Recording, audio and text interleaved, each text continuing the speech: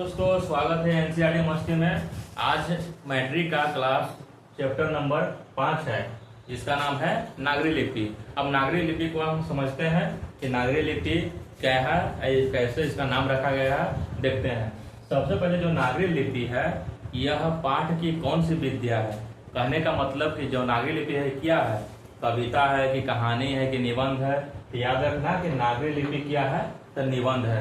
याद रखना ऐसे भी देखो न से नागरी लिपि, न से निबंध। बोलो न से नागरी लिपि, बोलो न से नागरी लिपि, न से निबंध, न से नागरी लिपि, न से निबंध। तो नागरी लिपि क्या है, निबंध है। अब देखो जो नागरी लिपि है, इसका लेखक कौन है। तो नागरी लिपि में लेखक है गुणाकर मूल्य। अब इसको कैसे याद रखेगा, तो देखना। देखो नागरी मतलब नगर, जो नगर में रहता है उसको पक्का कोई ना कोई गुण होगा। तो नागरी लिपि के लेखक कौन है, गुणाकर मूल्य। याद रखना कि जो नगर में रहता है उसमें गुण होता है। नगर यानी शहर में, जो शहर में रहता है उसमें गुण जरूर होता है। इसलिए नागरी लिपि के लेखक कौन है, गुणाकर मूल्य। और नागरी लिपि है क्या, तो न से नागरी लिपि, न से निबंध। इतना समझ में आ गया होगा दोस्त। अब बात यहाँ होता है कि जो नागरी लिपि के लेखक हैं गुणाकर मूल्य, उनका जन्म कब हुआ था और कहाँ हुआ था। तो गुणाकर मूल्य का जन्म हुआ था 1935 में हुआ था। कब गुणाकर मूल्य का जन्म कब हुआ था, 1935 में। कहाँ हुआ था, तो महाराष्ट्र में एक जगह है अमरावती, वही हम लिखे हैं कि गुणाकर मूल्य का जन्म 1935 में हुआ था अमरावती महाराष्ट्र में। पहले क्या बताएं कि जो नागरी लिपि है क्या है, तो न से नागरी लिपि, न से निबंध। और नागरी लिपि के लेखक कौन है, तो जो नगर में रहता है उसको में गुण रहता है। तो नागरी लिपि के लेखक कौन हो गया, गुणाकर मूल्य।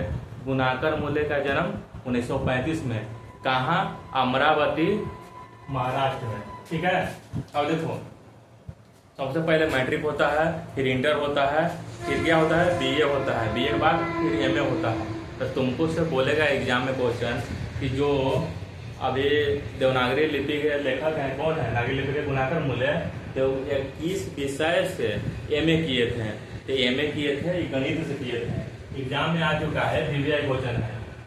बोलेगा कि गुणाकर मूल्य एमए किया था, किस विषय से किया था, तो गणित से। गणित यानी कि मैथ से एमए किए थे।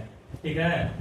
अब बात है जो गुणाकर मूल्य है, ये क्या किए थे, लेख लिखे थे। तो कितना, इनका 2500 से अधिक लेख था। कितना, 2500 से अधिक लेख और 30 पुस्तकें था।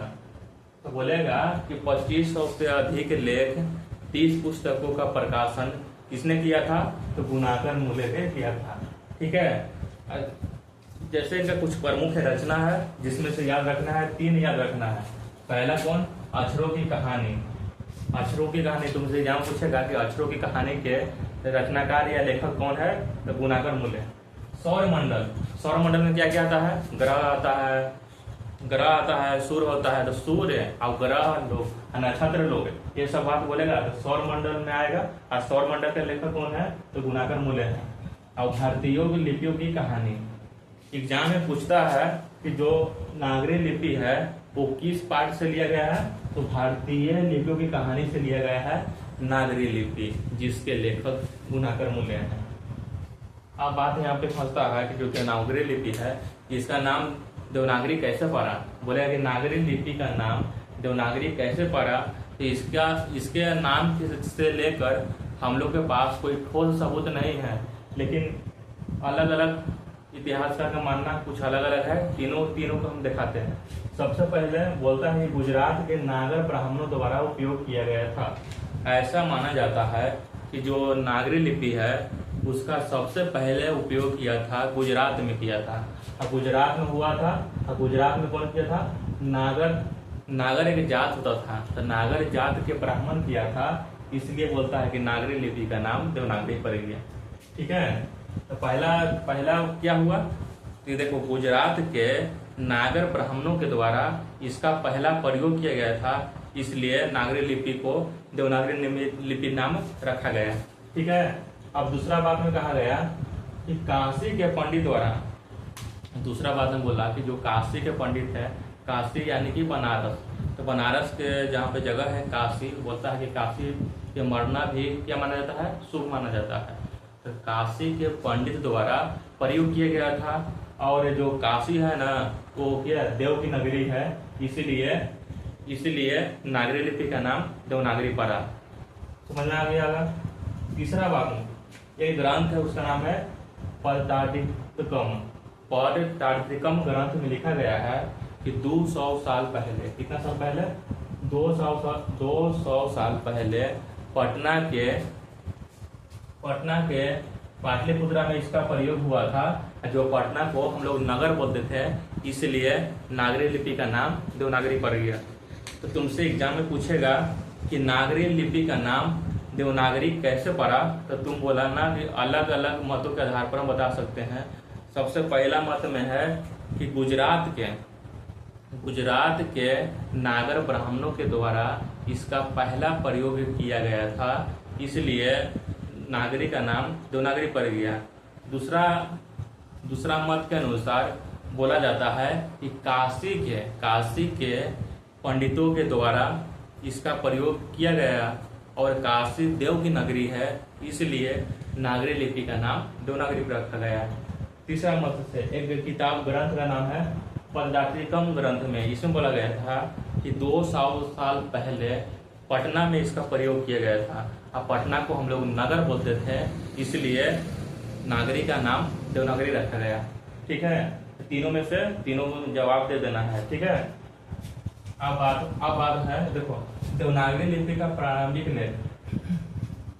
बोले कि देवनागरी लिपि का प्रारंभिक लेख कहाँ से मिलता है, तो दक्षिण भारत से मिलता है। अब क्या करता है ना कि दक्षिण भारत में देवनागरी लिपि को देवनागरी नहीं बोलता है, दक्षिण भारत में देवनागरी लिपि को बोलता है नंदी नागरी। कौन नागरी, नंदी नागरी।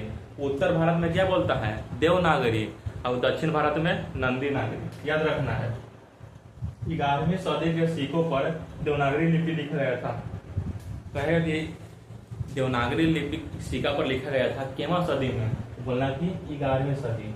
चाहे तो इसे पूछेगा कि 11वीं सदी के सिक्कों पर क्या लिखा गया था, देवनागरी लिपि। ठीक है, अब 12वीं सदी में तुमसे पूछेगा कि 12वीं सदी में केरल के सिक्कों पर क्या लिखा हुआ था, तो वीर के लक्ष्य। या ऐसे भी क्वेश्चन पूछ सकता है कि जो केरल के सिक्कों पर वीर के लक्ष्य लिखा हुआ था, ये केमा सदी में लिखा हो गया था, तो 12वीं सदी में। ठीक है, आप देखो ये बताते हैं तुमको। जो अकबर था, अकबर के 3 पत्नियां थी, और भी थी लेकिन 3 की जानकारी मिलता है। तो 3 पत्नियों में एक थी जोधाबाई, जो अकबर का सबसे मनपसंद पत्नी में से पत्नी थी। ठीक है, तो जोधाबाई क्या थी, हिंदू थी। तो बोला ना कि देखिए हम राम सीता को पूजा करते हैं, तो कहा कि हम राम सीता पूजा करते हैं, तो सिक्का पकड़ गया कि अकबर ने सिक्कों पर राम सीता का कीर्ति बनवा दिया। समझा, प्यार के लिए अकबर कुछ भी कर सकता है। ठीक है, अब देखो 14वीं से 15वीं सदी के विजयनगर के शासकों ने नागरी लिपि को नंदी नागरी कहा था। विजयनगर के शासकों ने नागरी लिपि को क्या बोला था, नंदी नागरी। ठीक है, अब ये दोहा कोश, ये बहुत बार एग्जाम में आ चुका है भाई कि दोहा कोश की रचना किसने किया था, तो सरहद पाद ने किया था। एग्जाम में बहुत बार आ चुका है, रट जाना है। दोहा कोश की रचना सरहद पाद ने किया था। अब देखो गोमतेश्वर की मूर्ति है, कर्नाटक कभी जाएगा ना तो कर्नाटक में एक जगह है श्रवण बेलगोल। ठीक है, तो कर्नाटक के श्रवण बेलगोल में गोमतेश्वर की मूर्ति है। किसी मूर्ति, गोमतेश्वर की मूर्ति। तुमसे पूछेगा कि गोमतेश्वर की मूर्ति है कहाँ, तो बोलना कि श्रवण बेलगोल कर्नाटक में। अब गुर्जर प्रतिहार कनौज पर अधिकार किया था। गुर्जर प्रतिहार किसने अधिकार किया था, कनौज पर अधिकार किया था। अब देखो, अब इन तीनों में से दोनों को आने की संभावना बहुत अधिक है, एग्जाम में बहुत बार आ चुका है। पूछेगा कि हिंदी का टाइपराइटर कब बना था, तो 200 साल पहले। 200 साल पहले हिंदी का टाइपराइटर बना था। याद रखना भाई। चाहे तो ऐसे भी पूछ सकता है कि 200 साल पहले क्या बना था, हिंदी के टाइपराइटर, या हिंदी के टाइपराइटर कब बना था, तो 200 साल पहले। एग्जाम में बहुत बार, हर साल के भांति इस साल भी हर साल आता है, इस साल भी 2027 में पक्का आएगा। तुमसे पूछेगा कि देवनागरी लिपि में कौन कौन सी भाषा लिखा जाता है, बोलना कि देवनागरी लिपि में कौन कौन सी भाषा लिखा जाता है, तो बोलना हिंदी, मराठी, नेपाली। कौन कौन भाषा भाई? हिंदी, मराठी, नेपाली। हिंदी, मराठी, नेपाली। अब देखो बंगाल में बहुत जन भाषा बोला जाता है उसको बोलते हैं बंगला भाषा। तो बंगला भाषा को देवनागरी लिपि का वहन कहते हैं। तो देवनागरी लिपि का वहन किस भाषा को बोलते हैं? बंगला भाषा को बोलते हैं। अब बंगला भाषा है कहाँ के? बंगाल के है, पश्चिम बंगाल के। ठीक है, अब एक बार देख लेते हैं इसको शॉर्ट में एकदम आराम से। सबसे पहले नागरी लिपि। नागरी लिपि क्या है? तो न से नागरी लिपि और न से निबंध। ठीक है, तो नागरी लिपि निबंध है। नागरी लिपि के लेखक कौन है? तो नगर में जो रहता है सगुन में रहता है। तो नागरी लिपि के लेखक कौन है? गुणाकर मूल्य। गुणाकर मूल्य का जन्म 1935 में हुआ था। कहाँ हुआ था? अमरावती, महाराष्ट्र में। ठीक है, अब देखो अब बोलेगा कि जो गुणाकर मूल्य है एमए किए थे, किस विषय में किए थे? तो किए थे गणित यानी कि मैथ में। गुणाकर मूल्य के 2500 से अधिक क्या है? लेख है और 30 से अधिक किताबें प्रकाशित हो चुकी है। इनके प्रमुख रचना है अक्षरों की कहानी, सौरमंडल, और फिर जो ये पाठ है नागरी लिपि। नागरी लिपि किससे लिया गया है? तो भारतीय लिपियों की कहानी से। ठीक है, आप तुमसे पूछेंगे कि हिंदी का टाइपराइटर कब बना था? तो 200 साल पहले बना था। देवनागरी लिपि में कौन कौन सी भाषा लिखी जाती है? हिंदी, मराठी, नेपाली।